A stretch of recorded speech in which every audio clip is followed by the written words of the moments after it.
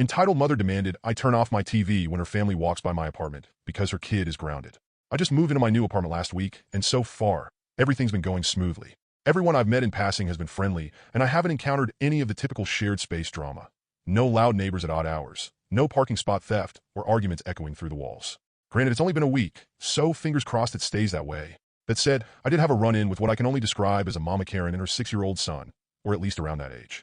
My apartment is a semi-basement unit with 2 floors above it, so my patio wall is level with the walking path outside. When I open my blinds, you can see right into my living room and kitchen, but honestly, I don't mind. Yesterday after work, I opened my sliding door and blinds to let the cool breeze in while playing some Minecraft. Everything was peaceful.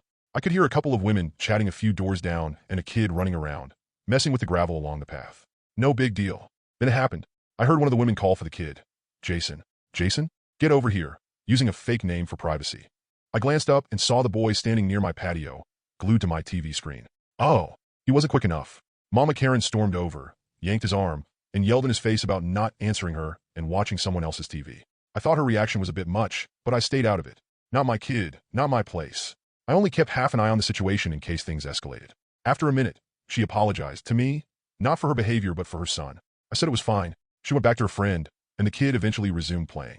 It wasn't long before he wandered back to my patio, watching me play Minecraft again. Next thing I knew, Mama Karen was screaming at him again.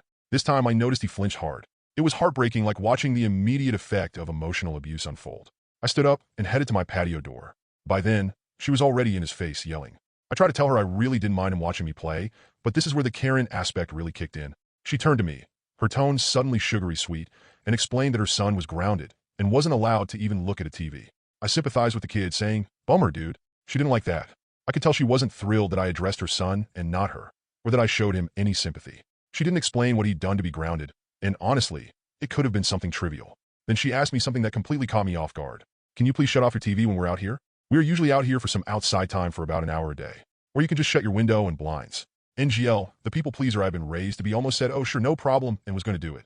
Then I stopped myself thinking, what? Telling me what to do in my house? I'm trying to have a shinier spine. I told her no, I won't. Oh boy, that sure as hell is her trigger word. I thought she was going to reach in and jerk me around and yell at me like I was her child. The look was so instantly pissed off. She again explained the situation, fully expecting me to cooperate this time. She laid out her case. She made the demand again, not a faux question this time. I again told her no. I came home to relax, and this is how I do it. She asked me if I have kids. Oh, I'm solidly child-free. And according to the laws of parenting, my thoughts and opinions are completely and instantly invalid unless I pop out at least one entire mostly full-term crotch spawn. I told her no, and she smirked. I thought so. I was ready for a lecture on how to handle kids properly or something, but she just jerked her son away back towards the other woman, who I assumed was still there. She said something as she went, but I didn't really hear it, so I don't know if it was to me, her son, or her friend. Maybe even grumbling to herself. I hadn't seen those two before yesterday, but apparently they are out there for at least 1 hour daily around that time. There's a pool, a few barbecue pits, and a grassy area outside my unit in between the surrounding units/buildings. I get to see all the good dogs walk by, and it makes my day. I really hope she doesn't cause issues for me. I just want to live there and not be bothered. I'm not going to help her parent her child. No one else in the whole world should be expected to accept her. I just don't get how she thinks she can ask a total stranger to turn off the TV in their home because she's punishing her child and he's. Like, no, it doesn't work that way. I'm proud of myself for standing my ground, as brief as the encounter was. I worry for the kid though. Update 1. So, a small development. I called CPS. I thought about it a lot since posting yesterday. I even consulted a few people I know who have been on both sides, reporting and being reported. After telling them the story and hearing their experiences and advice, I decided to go ahead and do it.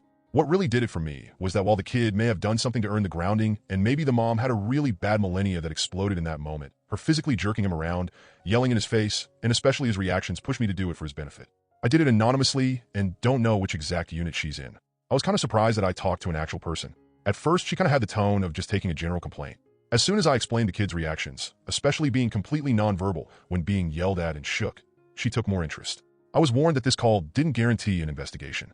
Also that it could take time to start and even more time to conclude depending on various factors, me not knowing the exact unit number being one of them.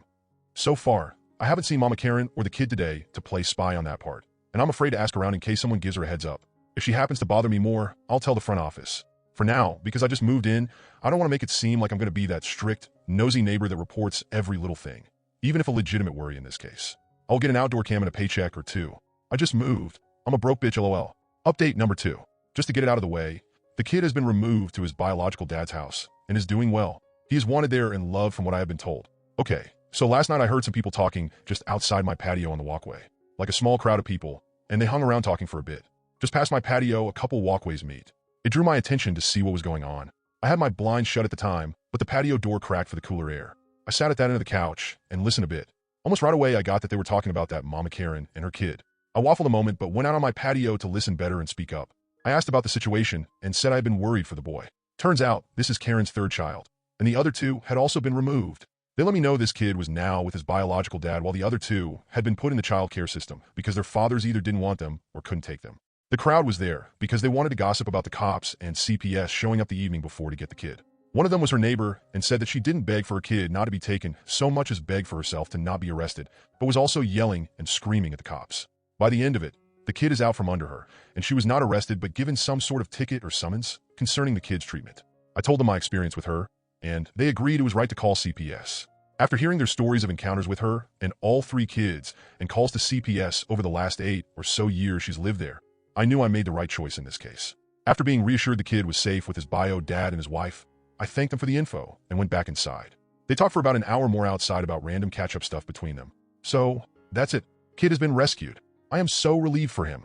I'd like to address one type of comment I saw pop up several times. Some were ragging on me for calling his flinching a sign of abuse.